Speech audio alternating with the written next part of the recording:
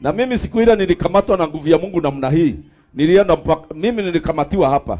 Nilikuwa nahubiri kwa kanisa ile, nilikuwa nahubiri kwanza, nikihubiri nikasikia nimeanza kufanya hivi. Nikauliza Mungu, unataka kuniangusha mbele ya watu na mimi ndiye ninawahubiria? Baada ya kabiri mimi ndiye huyo pa. Nikaanguka.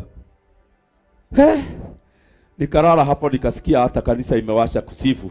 Watu wote wameangalia, pastor, ni nguvu ya Mungu ama ni kuzimia?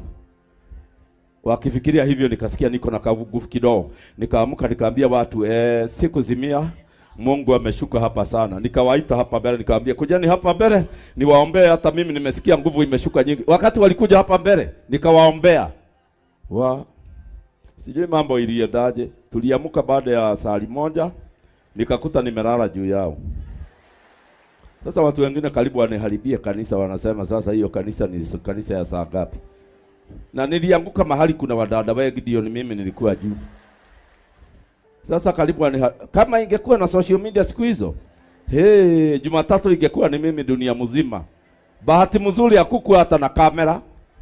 Ni watu tu walianza kusema, "Hai, usiona Ngai."